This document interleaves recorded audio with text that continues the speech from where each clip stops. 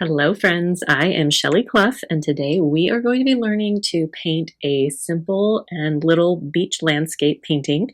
I've been doing some little miniature landscapes lately and you guys have been enjoying those. So we're going to keep it going with this fun little beach scene. So let's go ahead and dive into our supplies. For supplies today, I have my typical, what I call my starter palette. These are Winsor & Newton colors. Some are professional, some are their Cotman. And I have a swatch card linked in the description box with all these colors.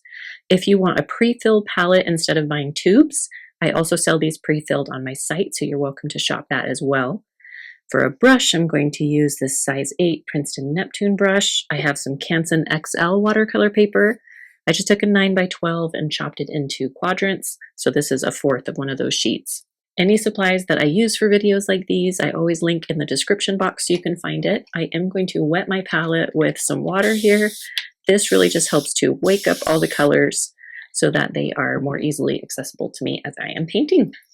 So we're going to get started. So what we're going to do is we're going to be dividing this paper about half and half between sky and water/land. And I'm going to start with my sky. So I am going to go in, I love kind of some Prussian blue in my sky. It's a nice bright blue, and I want this sky to be very kind of airy. I'm also going to add a little bit of ultramarine because I want ultramarine in my water. So I want to have some consistency between the sky and the water. And then I am going to add just a pinch of some burnt sienna, just a little bit.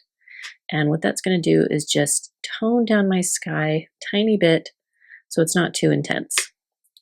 Okay, so I'm just playing with those, and I have a lot of water added here. I want this to be a nice, airy, soft sky. So I'm going to load up my brush and just come in up here along that top line, adding water to my brush as I go, so I'm painting very wet. So once I've got a little color down, I'm going to start sort of carving out some shapes to make for some clouds. So I'm leaving some area out, and then with a clean brush, just wetting that area so that my edges stay kind of soft and harmonious. I'm actually going to take some of that water all the way down here to the middle. So I've got a nice fade going, and you've seen before I did a video the other day of how to make a pretty sky. I like to do sort of like a push and pull of sky and clouds when I'm working on this. So I'm just going to drop a little bit of color here and there to help carve out some of these cloud shapes. And then with a clean, damp brush, I can lift a little bit of color if I want my clouds to be anywhere different than they are. So I might have one kind of softly coming out over here. The amount of clouds is pretty optional. If clouds is still really stressful and hard for you, you can leave the clouds out of this painting. But if you're having fun with clouds, this is a great one to sort of do some playful clouds with. So I'm just evening out that horizon line, bringing it down a little further than halfway so I can lay my ocean just right on top of it. Okay, I think that's going to turn into some fun sky as it dries. So now what I'm going to do is build out some of my land that's going to go over here. So for the land, I want a nice sandy color. So yellow ochre is a great starting place, kind of this dark mustard color. And I like to add, because this is yellow, a little bit of purple, which is opposite on the color wheel. This sort of tones it down, grays it out a little bit, so we get more of that sandy color. It's a little more gray, a little bit subdued than the bright yellow. So I just kind of am making a happy medium between those. And again, starting very light, I want to be able to build my layers up. And so if I start light, then I can paint on top of it later. So for my land, I'm going to start down here. This part of my sky is still a tiny bit wet, so I'm going to try to kind of steer away from it for a minute. But for my land, I'm going to come over this way and just sort of make some little lines like that. Okay, and I'm just going to fill this in, keeping fairly vertical strokes. So horizontal strokes. I'm kind of going side to side. And I'm going to go ahead and build some right here. Like it's coming out. We're going to have like a little peninsula coming out over here. Okay, so there is that edge. Now while this is still a little wet, I'm going to take a clean damp brush and run it over this edge. Just sort of softening that edge a little, sort of tickling it in to soften that edge a bit. And then while that's soft, I'm going to run a little more water on this inner portion. So this is going to help our colors kind of blend without having our watercolor kind of bumping right into our sand. So for the watercolor, I'm going to grab some of this Viridian Green. Gives us a nice turquoise vibe. I'm going to grab some Prussian blue and some ultramarine blue. Just add a little bit of that to my turquoise, but I want it to be mostly this kind of Viridian tint. And then I'm going to lay some of that. It's very watered down. You see here, I'm just sort of zigzagging back and forth to create sort of a waterline look here. And I'm just going to take this straight across at my skyline and zigzag some of that in further, but leaving some blank space. Now I'm going to come into more of a blue tone, so I'm going to add more Prussian and ultramarine, still using some of that Viridian Green, but now it's a lot more blue. And we're going to add some water to that, so we've got really runny, watery color. We're going to work that in, making those same sort of zigzag motions, and you can even leave little bits of white out as you go. You don't have to. And I'm just sort of blending those two colors, almost laying them over each other. All right, and then right at this horizon line, I want this color a little bit darker. So I'm taking Prussian blue with a little bit of Payne's gray, some ultramarine, just the same color but darker. And while things are still wet, I want to run that along my horizon line. And then just little sort of zigzag trails in my water here. Some of these lines feel a little harsh to me, so I'm going to take a damp brush, so it's mostly dry. There's barely any water on it. Just run it over a couple of these lines to soften them up a bit. Pull that color out. Okay, and I'm just going to sort of make sure, I want this line to be a little bumpy, because if it's a perfect line, it looks a little artificial to me. And so I just want that have a little texture, kind of like there's some waves happening off in the background. And then now we can come back, because our sky should be about dry now. I'm going to start building up the land side a little bit more. So I'm going to take that same sandy color as before, but add some burnt umber to it. And still working quite light, I'm going to build up just a little kind of mountainous area here. This is where some of my greenery is going to go. And then kind of zigzag some sandy areas here, just creating some texture in the sand. I like to have kind of these little pointed bits. And we're going to do that one more time with a little bit more. So I'm going to go with yellow ochre, got some burnt umber. I'm going to add just a little bit of blue in there, Prussian blue, kind of make a shadowy tone. And then mostly building that up over here where my little peninsula is going to be. I don't want this too harsh. I'm just going to take that damp brush and sort of soften that edge up. Okay, so now while that's drying, hold on, I feel like that needs to be teased out just a little more.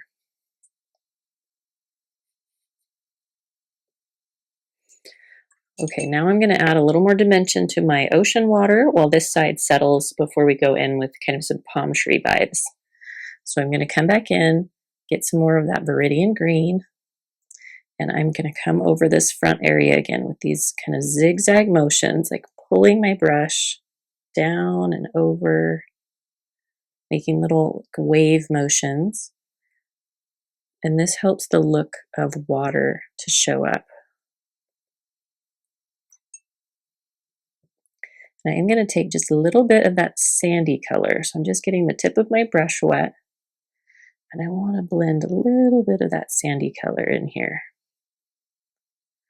So what this helps it look like is that we've got sort of that white frothy wave section, and then you can still kind of see some of the sandy water, some of the sand through the water as we come. It's kind of the soft blends that we're going for.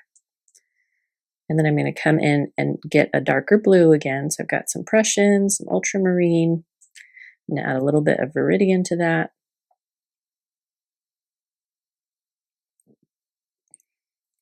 And just really light. I really want to kind of bat off my brush here, make sure it doesn't have any drips of color on it, because I just want to be really light-handed. And I'm going to do these little kind of flicks with my brush.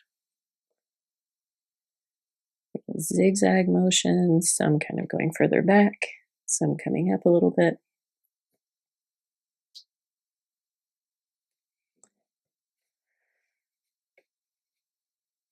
Okay.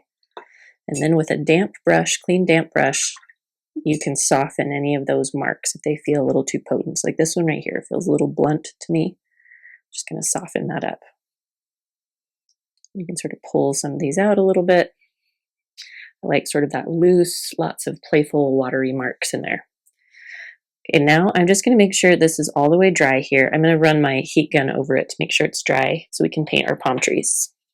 All right, so now that this area is dry, I can go in with palm trees, and I have switched to this size 2 silver black velvet brush. This is going to help me paint really tiny little details for my palm trees. So the first thing I want to do is mix kind of a palm tree trunk color. I'm just going to use some of the browns that I've got here. I'm going to add a little bit of Viridian green and just brown it out a lot. So it's got just the tiniest bit of a green hint, but mostly it's brown. And then I'm going to use that. We're going to have a palm tree sort of arcing into our painting here. So I'm going to come over here and kind of arch it inward. It's going to create a nice focal point for our painting. And then I'm going to do kind of a smaller one right here.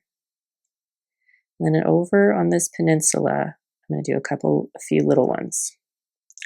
All right, so just curve little lines, nice and skinny. You can always make them wider in a minute, but for now, nice and thin. And then for the tops of my palm trees, it's going to be almost like a little hand. We want about 5 little curves coming off of that stalk. Kind of like that.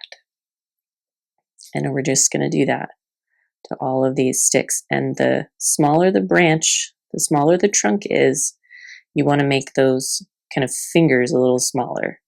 So I'm going to make them really little on these guys. And remember, they don't need to be super detailed. Just kind of some marks that give the impression a little bit. Now we're going to add a little more green. So I'm going to add more Viridian green to this color.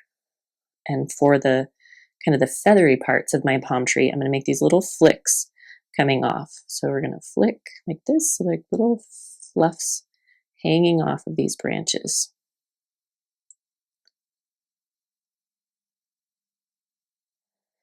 I love painting tiny like this because you don't have to get all wrapped up in the details. We're just sort of giving the impression of palm trees. You don't have to look spot on. Just little kind of fluffy looks hanging down. See how cute those are looking? And now I'm going to do the same thing over here, just like little tiny marks around those finger bits. It's really hard to even see kind of what you're doing. You just want to give a light impression. Okay, now I'm going to add just a little bit. I'm going to grab some Payne's Gray here and add a little bit of that to my green, maybe even a little bit of Prussian blue. And just a tiny bit, I'm just going to do a couple little flicks of this on the inner portion of some of my palm trees, just adding a little bit of depth. And just a couple little flicks in here kind of randomly. You can't really see enough detail for it to be worthwhile. So now I've got my little trees. Now I want to build in a little bit of sort of bushiness happening down below. So I'm going to go with a slightly larger brush. I've just got this size 4. And I'm going to go into this same color, just sort of the residual green I've got on my palette here. And I'm going to make some loose little marks down here. I think I want some more pigment so that I'm covering up my dirt here. So I'm just doing Viridian and Burnt Umber. Okay, so I'm going to take some of that color, and I'm just going to sort of make little marks with my brush, little zigzags, kind of trying to create variance in the texture. So it looks like there's different heights of things, different shapes, but it's really just some loose marks. I'm going to bring that down just a little bit this way. Okay. And then I'm going to add a little bit of Prussian blue to that color. We're going to drop in some shadow tones, so kind of at the bottom portion of some of those marks, drop in a little bit of a darker blue color.